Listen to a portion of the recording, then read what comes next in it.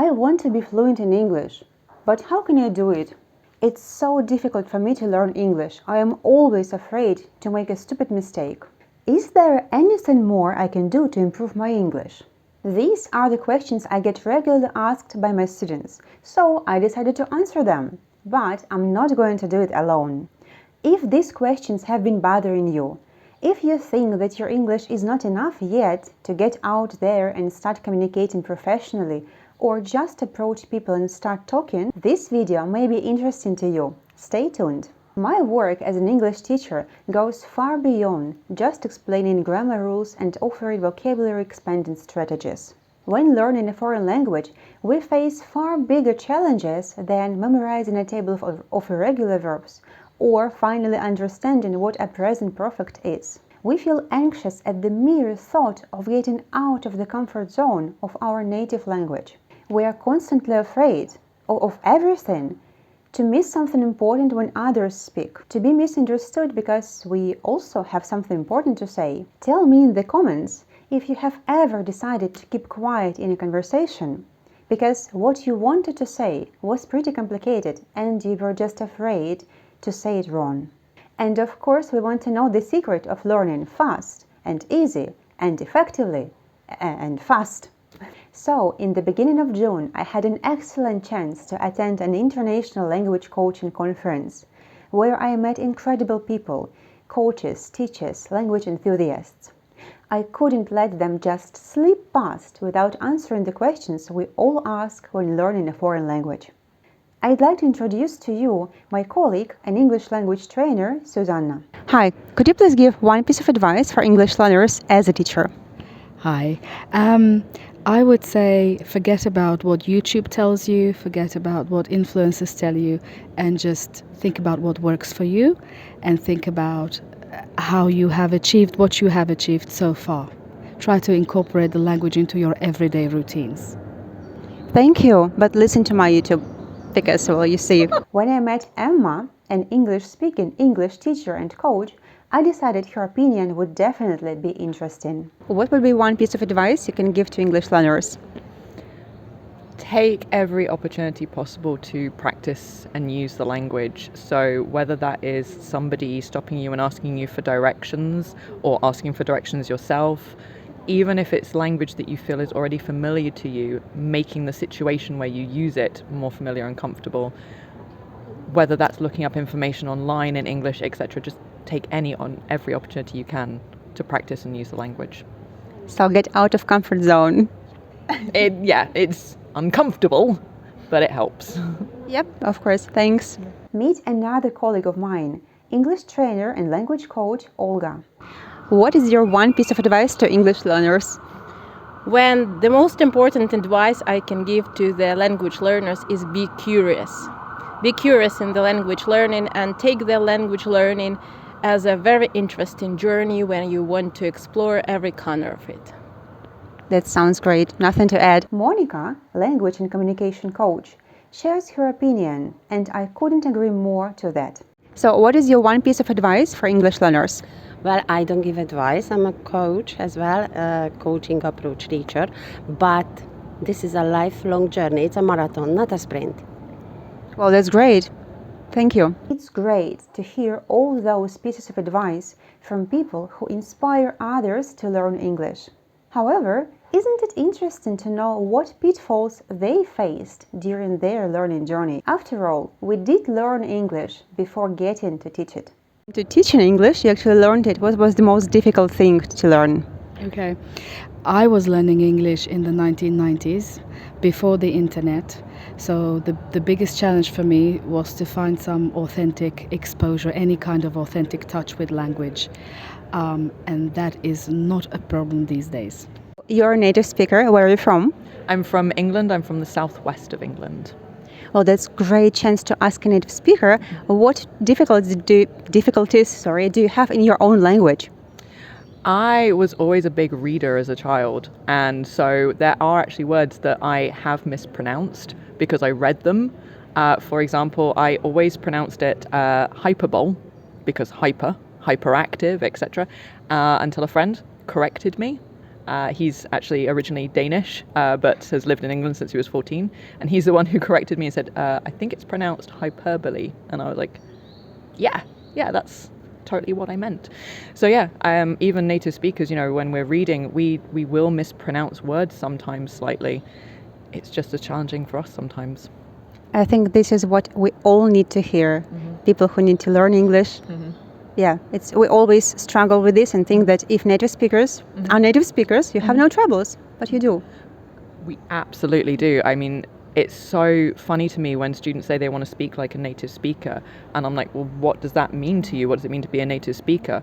Because think about your own first language, and if, does everybody in your country speak their first language perfectly, or do they also make mistakes?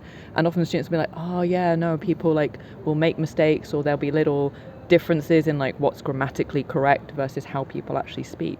So that's going to be a big difference. Wow, your input is just invaluable. Thank you. What was the most difficult thing for you when learning English? Well, I don't remember actually the exact thing that was really difficult for me, but actually, I struggled with grammar. Yeah, and now I'm an English teacher, so everything happens. Grammar. What about vocabulary? How to learn it? How all this drilling, whatever.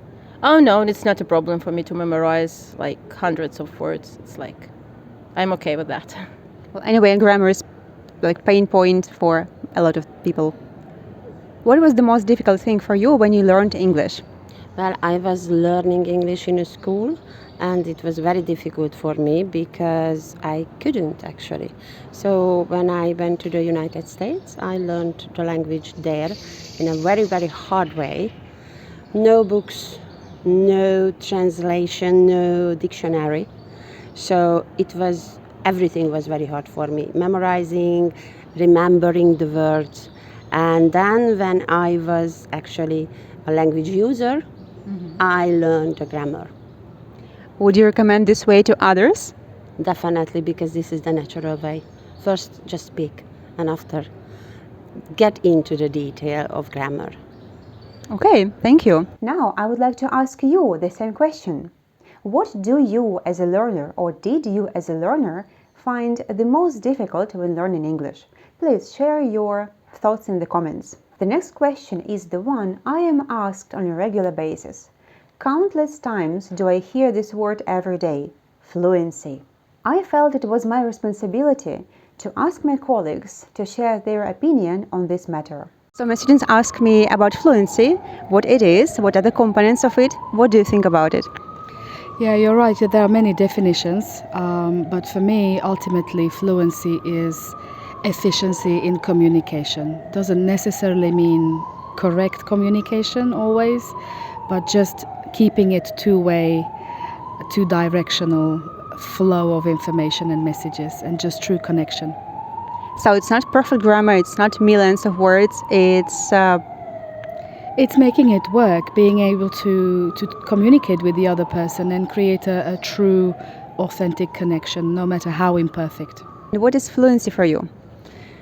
Fluency is always a really big topic for students, and I think it's actually a combination of multiple things, but the main thing I would say is not speaking non-stop. You can pause. It's connecting your ideas and making sure that it's coherent, that it's cohesive. It doesn't mean you have to speak fast. It doesn't mean that you can't make mistakes. You can be fluent and make a mistake, but being able to continue without maybe constantly backtracking or having really long pauses. There's natural pauses and there's really long ones. So I think it's kind of a combination of those things. So when you make a mistake in a speech, what should you do? It always depends on the situation, on where you are, who you're with, how comfortable you feel. I often tell my students, if you feel it's appropriate that you can self-correct, do that, because it will, of course, help to train your brain as to the correct answer. If you don't feel comfortable, if it's not the right time or place to do that, just carry on. You made a mistake, forget it, it's in the past. Keep going forward. Great, so don't go too hard on yourself. What is fluency for you? Well, for me, fluency, it's being able to communicate and being able to deliver your message to the person you are talking to. What about mistakes when speaking? I think the mistakes, if the person can get your idea, the mistakes are not so crucial. So everybody makes mistakes. Okay, great. Agree.